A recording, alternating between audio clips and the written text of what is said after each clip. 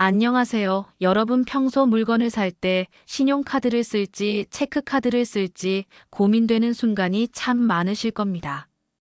특히 사회초년생분들은 통장 잔액 내에서만 결제되는 체크카드와 일단 결제하고 나중에 돈을 내는 신용카드 사이에서 어떤 것이 본인에게 더 유리한지 헷갈려 하시곤 합니다. 예를 들어 당장 큰 금액을 결제해야 할 때는 신용카드의 할부 기능이 매력적이지만 과소비가 걱정된다면 체크카드가 더 안전한 선택이 될 수 있습니다. 오늘은 이 두 카드의 핵심적인 차이점과 상황별 활용법을 쉽고 자세하게 정리해 드리겠습니다. 신용카드와 체크카드의 결제 방식의 차이. 신용카드와 체크카드를 가르는 가장 결정적인 차이는 돈이 빠져나가는 시점과 출처입니다. 체크카드는 결제하는 즉시 내 통장에서 돈이 빠져나가는 직불 방식인 반면 신용카드는 카드사가 내 신용을 믿고 돈을 빌려주어 한 달 뒤에 갚는 외상 방식입니다. 예를 들어 통장에 10만 원이 있을 때 15만 원짜리 코트를 산다면 체크카드는 잔액 부족으로 결제가 안 되지만 신용카드는 한도 내에서 얼마든지 결제가 가능합니다. 이러한 결제 방식의 차이는 자금 관리 측면에서 큰 차이를 만듭니다.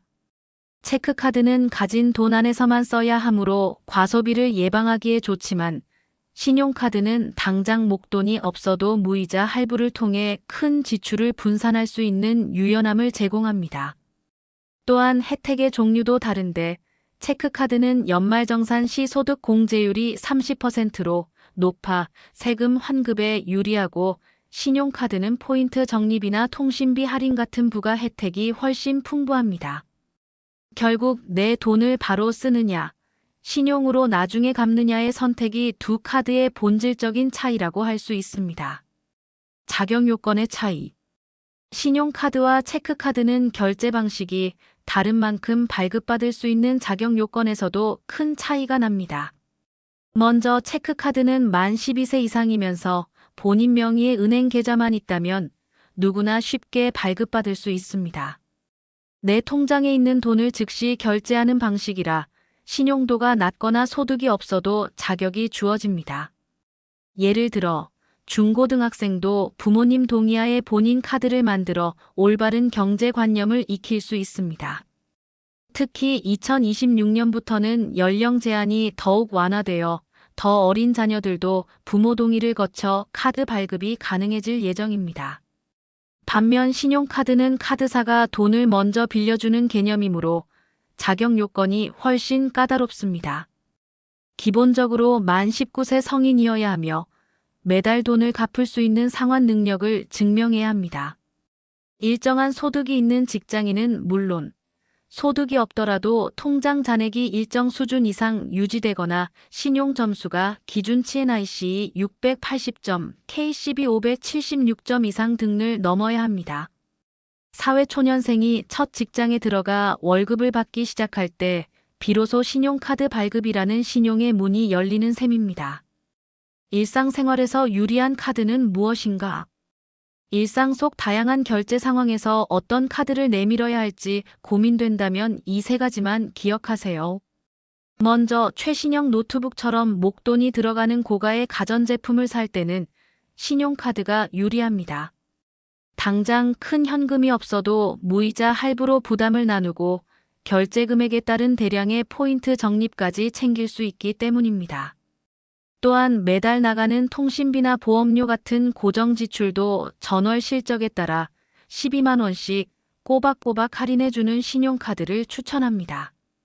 반면 세일 기간만 되면 지갑이 열리는 충동 구매를 막고 싶을 때는 체크카드가 정답입니다.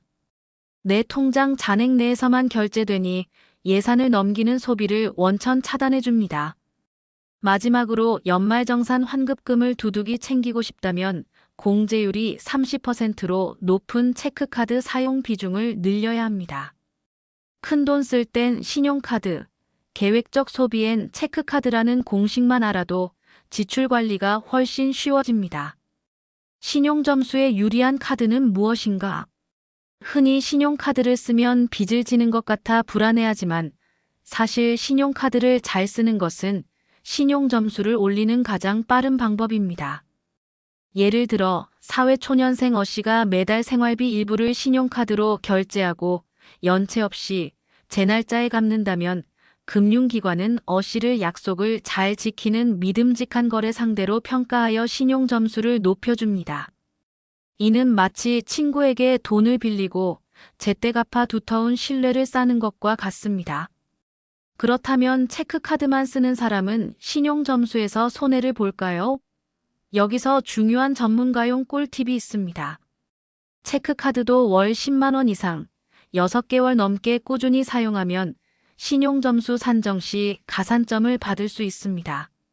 만약 신용카드 발급이 부담스럽다면 자신의 주거래 체크카드를 꾸준히 사용하여 성실한 금융거래자임을 증명해 보세요.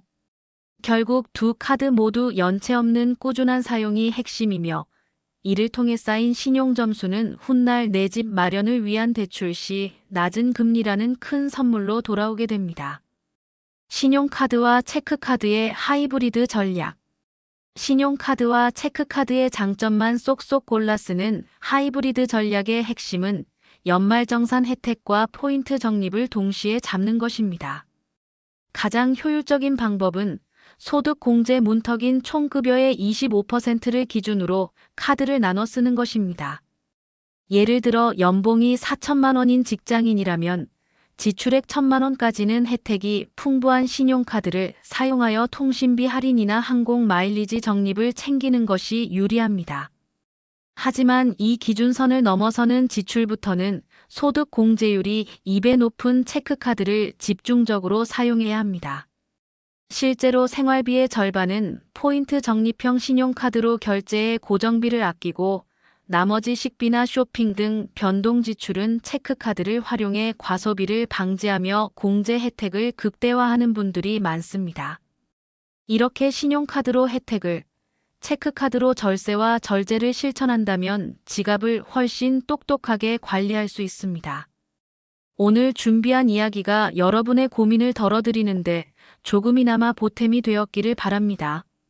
처음에는 신용카드와 체크카드 사이에서 갈팡질팡하는 것이 당연하지만 결국 가장 중요한 것은 나 자신을 아끼는 건강한 소비 습관이라는 점을 잊지 마세요. 어떤 카드를 쓰느냐보다 내가 번 소중한 돈을 얼마나 가치 있게 쓰느냐가 더 중요하니까요. 오늘 영상이 여러분의 내일을 조금 더 풍요롭고 단단하게 만들어주길 진심으로 응원하겠습니다. 긴 시간 함께 해주셔서 정말 감사드리며 저는 더 따뜻하고 유익한 정보로 다시 인사드릴게요. 오늘도 수고 많으셨습니다. 행복한 하루 보내세요.